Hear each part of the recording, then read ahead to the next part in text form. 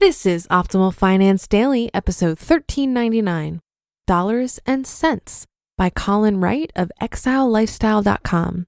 And I'm your host and personal finance enthusiast, Diana Merriam. This is the show where I read to you, and to myself, frankly, from some of the best personal finance blogs on the planet every single day.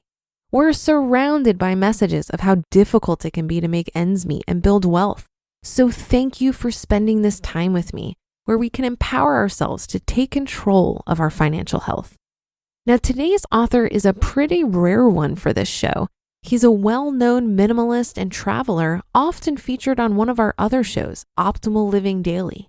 So if you like his style, definitely check out that show. Again, that's Optimal Living Daily. But for now, let's get to his post and start optimizing your life. Dollars and Cents by Colin Wright of ExileLifestyle.com. I've never been rich, per se. I certainly climbed my way out of the middle class into the upper middle class when my branding business blew up after a few years in Los Angeles.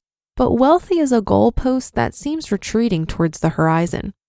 I still intend to reach that goal. I just hadn't made my millions quite yet when I decided to leave the path I was on. So now I have a very different view of wealth and the role it plays in my life. When I left that trajectory, that focused pursuit of numbers in the bank account, I was obsessed with a single metric. I had been a video gamer as a kid, and I saw business as just another game to play, and one with controls and in-game physics at which I was quickly becoming an expert. I knew how things worked, and I knew some of the cheat codes, and I was having fun playing. My score grew and grew, and I felt good knowing I could get it even higher. But at some point, I realized there was another game, one outside the arcade kiosk I had been standing at all my life. And the points I had been accumulating didn't seem quite so meaningful anymore. I had always aspired to see the world, to increase my knowledge of it, and to be the kind of person who understood how things worked, how they all fit together. I'd play my game until I achieved mastery, then take what I learned and apply it to the wider world. Business would be my training ground, my tutorial, and I would emerge from that world a shining champion of lifestyle fitness, worth mimicking and basking in the adoration of those who spent less time honing their combo moves and SWOT analysis capabilities. I would, in effect, skip most of the rungs of the ladder of life because of how well I did on the training stairs.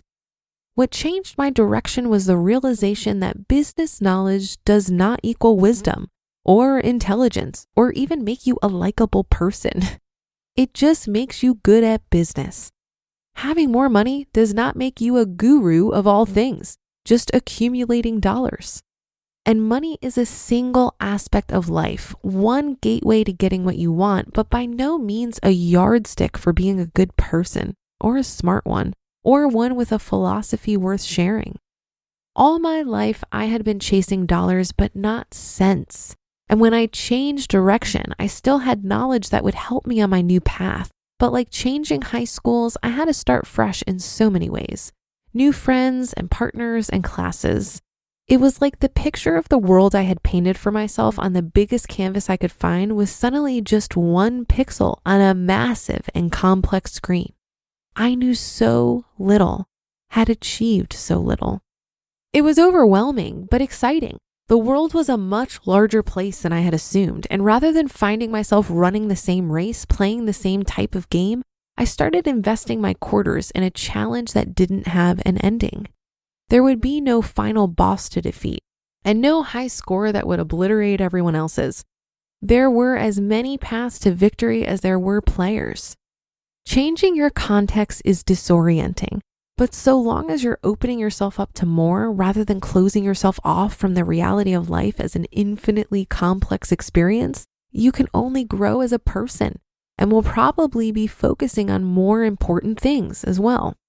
There's nothing wrong with chasing money, so long as it makes you happy, and so long as you're aware that there are other point systems out there that are just as or more important to your development.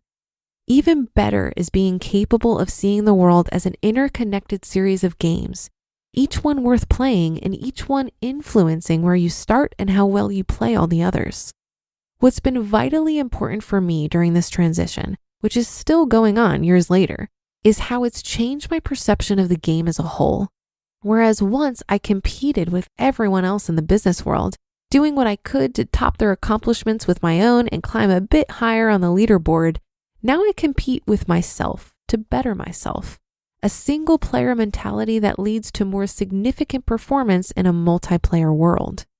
There are many, many metrics used to gauge success, but leading a rich, complex, multifaceted, and challenging life is the only type of competition that makes sense to me. You just listened to the post titled Dollars and Cents by Colin Wright of exilelifestyle.com. And Colin actually wrote an update to this post, so I'll share that here. Update, April 7th, 2017. This is still one of the more difficult things to explain to people sometimes, especially those who are where I was back in LA, fixated on that one metric to the exclusion of all others.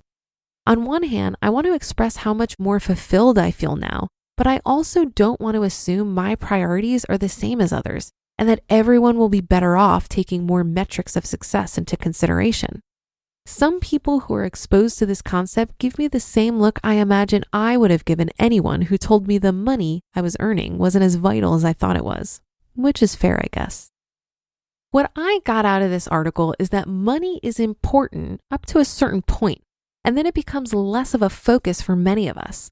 According to a study conducted by psychologist Daniel Kahneman and economist Agnes Deaton, a salary of $75,000 a year is the magic number after which people's day-to-day happiness no longer improves. So when you're below this number, increases in income are going to make a big difference in your life. But after that, it might be worthwhile to investigate other metrics of success. I have found in my own life that after reaching a certain threshold of financial security, it provided me the opportunity to ask bigger questions.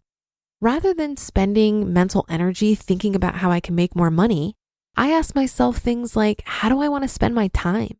What kind of contributions do I want to make in the world? How do I want to be remembered by my family and friends? What experiences do I want to have? This article also reminded me that financial wealth is not the only form of capital we should be chasing. There are actually more sources of capital like social capital, intellectual capital, and spiritual capital. And when you consider a more expanded picture of wealth, you might be more wealthy than you realize.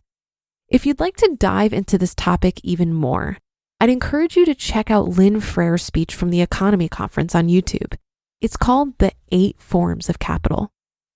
And that'll do it for today and another installment of Optimal Finance Daily.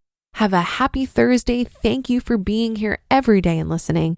And I'll see you in the Friday show tomorrow for a special episode 1400 and where your optimal life awaits.